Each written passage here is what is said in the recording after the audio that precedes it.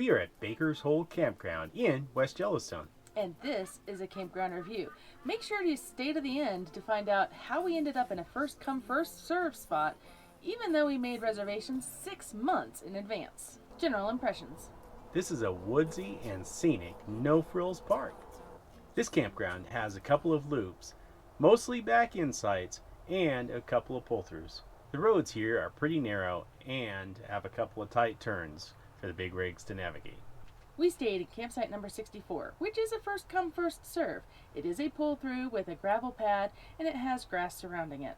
This site has no hookups, so it's completely dry camping, no sewer, no water, and no electric. They do have some sites that have electricity, so you just need to check before you book. Our site has a picnic table with a fire ring and a layover grill attachment. It also has a bear-safe food storage container.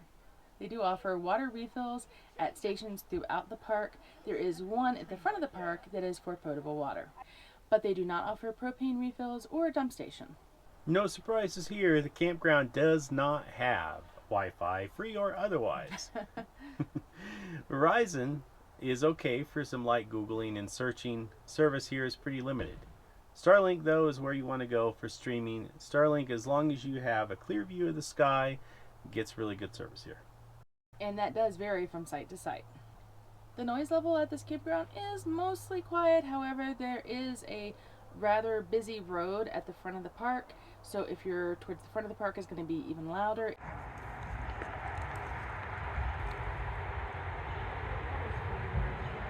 It can definitely be heard from outside the RV, not so much from inside where we are, but we're on the back side of the park. Amenities. They have no showers at this park, but they do have pit toilets available. Dumpsters are easily located at the front of the park. Also, no surprises, they have no pool, no laundry, and no playground at this site. Dog friendliness. They have no off-leash dog areas at this park. They have no pickup stations. It is dog friendly, but you're going to be walking your dogs in the woods with leashes. So no pickup stations fully stocked. Wah, wah. No. And the only places to deposit your doggy waste is at the dumpsters at the front of the park. Camp store.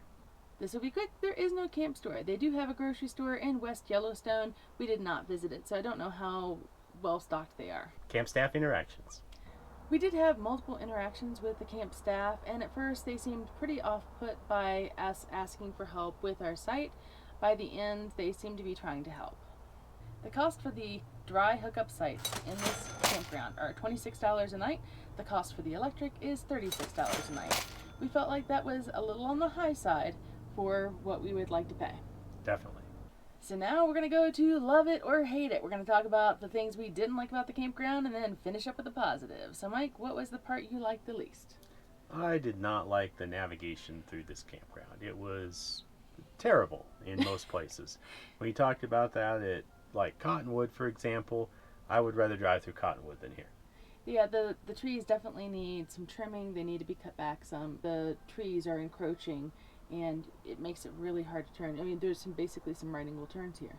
Mm-hmm. Agreed. My negative for this was the cost. We ended up paying $26 for this site for just a place to park, and that's on the pretty high end, in my opinion, of what it should cost for no hookups. So the value for me just wasn't quite there. Yeah. All right, enough about the negative. Let's talk about the positive. What's the things you liked about this campground? I loved the views. The views were really amazing from our campsite, and I think it's kind of hard to beat. Yeah, they're really pretty views that are right alongside the river for us. So now we're going to tell you about our story of how we ended up with a first come first serve campsite, even though we made reservations over 6 months ago. But before we get to that, please make sure to like and subscribe. If you've gotten to this point in the video and gotten something out of it, we would really appreciate you hitting that thumbs up button, and subscriptions are free and it helps our channel continue to grow. We made our reservation and picked out our site 6 months prior to our visit. Several months later, we got an email that all it said was that the description of our campsite had changed. It was very vague and unclear as to what had changed or what part of it had changed, like why the description had changed. When we arrived at our campsite, we discovered that there literally was no way to back in a 40-foot fifth wheel into that site.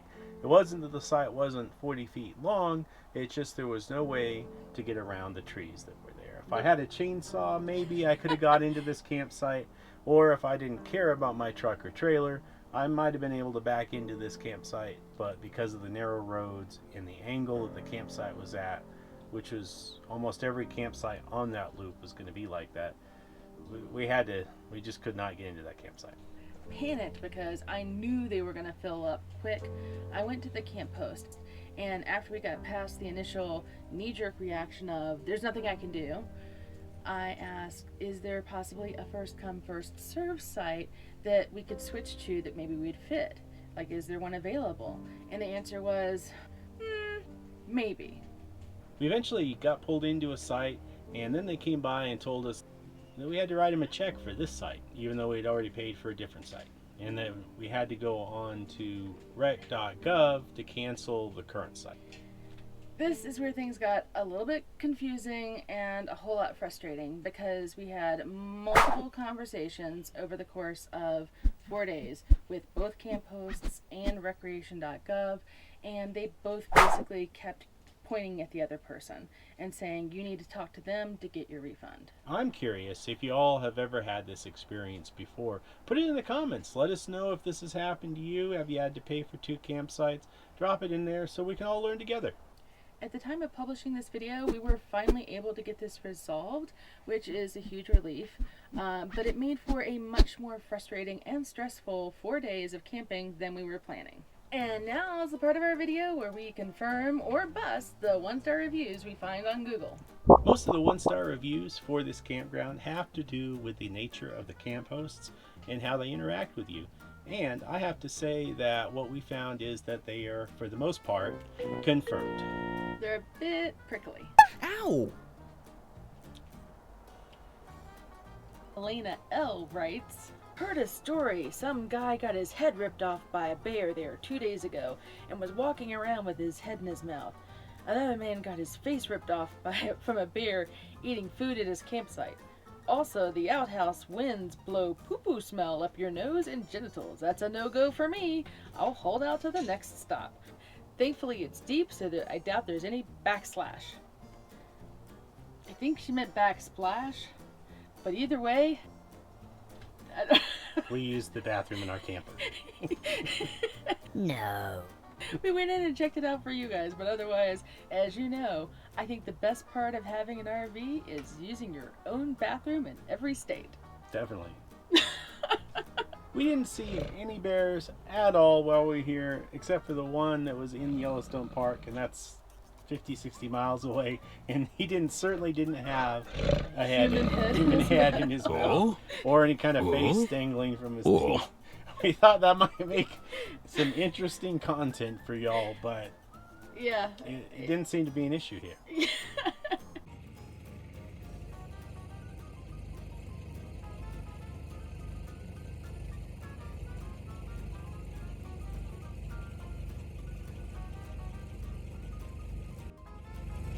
For a minute, y'all, I thought I was seeing an albino bear. Turns out it was a dog.